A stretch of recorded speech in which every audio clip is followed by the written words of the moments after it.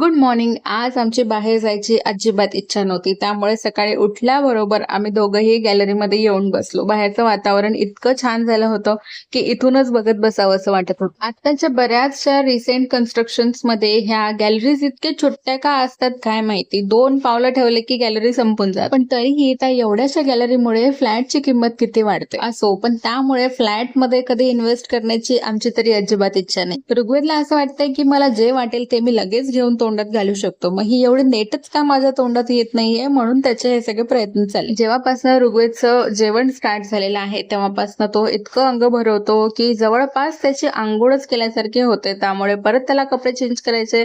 दिवसातनं जितक्यादा त्याला खाऊ घालायचं तितक्यादा कपडे चेंज करायचे. ऋग्वेद लहान असताना त्याला माझ्या पायाच्या मध्ये ठेवून याच सोफ्यावर आरामात बसून मी टीव्ही बघू शकायचे. पण आता त्याला आवरण्यासाठी माझे हात पाय सगळे कमी पडतात. आता चला म्हटलं, सकाळी तरी ऋग्वेदला कुठे बाहेर फिरायला नेलेलं नाहीये, तर संध्याकाळी तरी नेऊया म्हणून मी त्याला रेडी करत होते. तर तो बघा केवढा भाव खातोय. ऋग्वेदची एक झोप पूर्ण झाली की त्याचे डोळे उघडल्यापासून ते दुसऱ्या झोपेच्या डोळे बंद करण्यापर्यंत तो इतका ऍक्टिव्ह कसा राहतो देव जाणे. त्याच्या एनर्जीला मॅच करणं मला कधी शक्य होईल माहिती नाही. तर आता आम्ही फिरून येतो. आपण भेटूया नेक्स्ट ब्लॉग मध्ये. बाय.